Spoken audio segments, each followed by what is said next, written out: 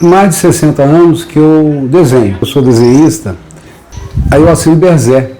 E, de uma certa forma, me salvou de levar uma vida mais corriqueira, assim, posso contribuir para que outras pessoas usufruam desse direito de fazer arte. Pausa do editor, gente.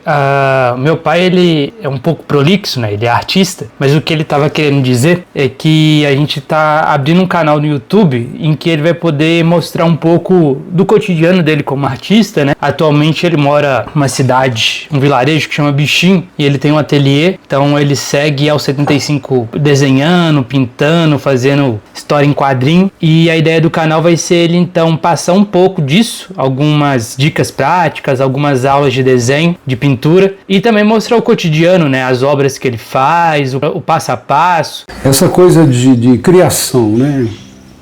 Isso remete um pouco para a infância humana, vamos dizer assim, desde as cavernas, né? Eu acho maravilhosas aquelas pinturas, né, das cavernas. Então, há muito tempo o ser humano já desenha, né, pinta, né? Eu acho muito bonito aquelas pinturas. A gente chega hoje, sei lá, numa fronteira, né? Essa coisa da inteligência artificial. E eu confesso que está muito recente para formar uma opinião. Eu sempre falei, muito antes da inteligência artificial, essa questão do desenho realista, que também está virando um pouco moda e tal. E eu acho que cada vez mais você fazer desenhos realistas, pinturas realistas, cada vez mais vai banalizar um pouco, porque a máquina fotográfica já está aí há muito tempo, né, repetindo a vida, repetindo as coisas como elas são e tal. Agora, eu acho que criar vai ser uma coisa diferente sempre, sempre, sempre, sempre, né? E esse negócio da pintura das cavernas, aquilo é muito interessante porque quase que dá pra gente achar que aquilo teve uma intenção de fazer... o cara é muito artista, né? As pessoas eram muito artistas e elas tinham aquela coisa assim, arte. Eu acho que tem mais a ver com a intervenção humana, sabe? Eu acho que a gente tem que interferir no que está aí. E o que está aí é o que está aí, né? É o real, assim. A arte não é o real, né? A arte tem que ser o imaginário, tem que ser essa capacidade, essa possibilidade da gente criar, né? Não tem outra palavra. E por isso que ela é tão vasta, tão variada, tão diferente ao longo do tempo. E eu acho que tem vais e vens, sabe? E talvez a beleza esteja nisso, né? Ô pai, mas pegando o gancho no que você falou sobre intenção da arte e tal, você deu, sei lá, exemplo de Homem das Cavernas, mas eu acho que você pode dar um exemplo um pouco mais recente, algum caso da sua vida em que a arte ajudou, aliviou, distraiu. Eu gostei disso, assim, vamos sair das cavernas, né, e vamos chegar. Foi talvez um caso que aconteceu comigo quando eu era auxiliar de escritório, mas eu já desenhava, né? Foi meu segundo emprego. Na verdade, não foi segundo, não, foi o terceiro, né? Depois eu falo sobre o meu primeiro emprego, mas... E uma coisa que me dava muita alegria, e dava alegria para meus amigos também, meus companheiros, era fazer caricatura de chefe, sabe? Mas ele tinha um bigode comprido, assim, e ele usava um capacete quando ele ia à fábrica, né? A fábrica provavelmente dita, que é onde que eu rodava os fios, máquinas de arame, quase que eu falei o nome dele. E ele era baixinho. Eu falo baixinho só como uma característica dele, porque me possibilitou fazer um capacete. Ele ia sempre de capacete para a fábrica. Um capacete, 2 bigodes saindo e duas perninhas andando, caminhando, e o pessoal gostou, adorou, e foi aí que eu comecei a descobrir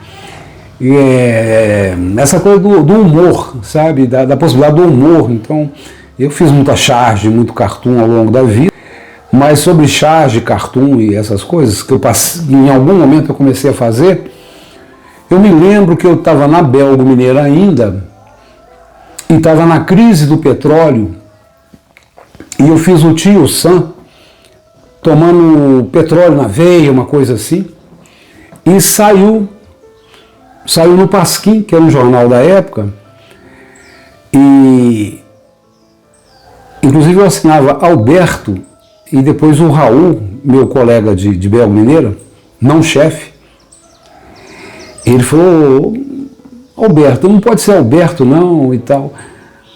Aí tinha um Enfio, que é Henrique Filho, aí o Raul foi o que me deu o nome de Berzé, ele falou Alberto José, e aí ele criou Berzé.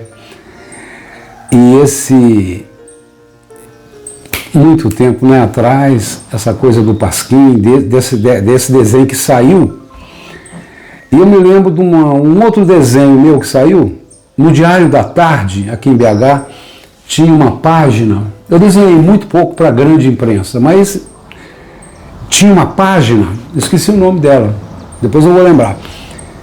E aí eu fiz um desenho, que foi muito legal, era um desenho menos, não tinha texto nem nada, era uma pessoa, foi mais gráfico, assim, ela se abraçando muito assim, falando uma questão existencial, eu não me lembro bem, e depois eu peguei um ônibus interestadual, e foi a primeira vez que eu senti uma alegria muito grande, porque eu vi duas pessoas, era um casal, e eles estavam vendo essa minha charge, esse meu cartoon, e olhando, rindo, sabe, aquilo me deu uma alegria muito grande, sabe, eu falei, puxa vida, vou continuar fazendo isso.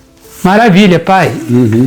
Agora que você contou um pouco do caos seu aí, de começo de trajetória artística, sendo filho seu, eu sei que você foi para muitos outros lugares, além de charge, desenho. Aí eu queria que você contasse um panorama geral do que você já fez, experimentou, para que o pessoal também possa ter uma noção do que está por vir, que você vai poder apresentar no canal. Pois é, então, quase que dando um resumo aqui, meu menino me passou uma cola do que a gente pode fazer, né? O desenho, evidentemente, o desenho é o pai de todos, quem falou isso acho que foi o Picasso, e realmente o desenho é o pai de todos. E aí o desenho pode levar a pintura, e a gente vai ter também, né, vídeos de pintura, modelagem, gosto muito de modelagem, inclusive inventei umas massas assim muito interessantes, que vai além um pouco do biscuit, sabe? E materiais, tinta, molduras, recortes, né? E eu gosto muito de inventar também, né? Até o tipo de papel para a gente fazer aquarelas, eu inventei um tipo de papel que a gente dá uma engrossada no papel para baratear o custo, né? E é claro que você pode fazer também no papel importado e tal, né? Mas para a gente treinar, eu acho que é legal a gente baixar o custo das coisas e tal. Então, eu estou falando aqui do Bichinho, né? Que é um lugarzinho perto de Tiradentes, pertinho de Tiradentes, mas pertence a Prados, é um bairro de Prados, e desde o ano 2000 que eu estou aqui e tal, e eu conheço muita gente passou por mim, eu conheço mais gente aqui no Bichinho que tenha passado por mim, do Brasil e até do mundo, do que eu conheci ao longo de muitos anos em BH. Então eu tenho muitos casos, sabe? Quem já comprou coisa minha? Matheus, não sei falar o sobrenome dele, Master Guide. O Wagner Moura me comprou um uma porta grande que eu fiz, uma assunção de uma Nossa Senhora negra, com 3 anjinhos, um branco, um negro e um indígena. E o Lenine passou aqui, eu tive a coragem de cantar para o Lenine, inclusive, eu estava compondo uma música, eu sou meio maluquice, mas... O Agostinho Carrara, como é que é o nome dele? Tá. Pedro? É o Pedro Cardoso, Pedro Cardoso, sim. Mas eu acho que além das pessoas importantes, relevantes, turistas que passaram aqui, Bichinho também tem outros artistas, né? Pois é. Então, quando você fala pessoas importantes, assim, Nossa Senhora, eu citei artista porque eu acho curioso, mas quantas pessoas, sabe? E Bichinho também tem outros artistas, eu acho que a gente vai poder mostrar também essas pessoas e mostrar o que elas fazem, como elas fazem, porque eu tenho muitas amizades, então vai ser isso.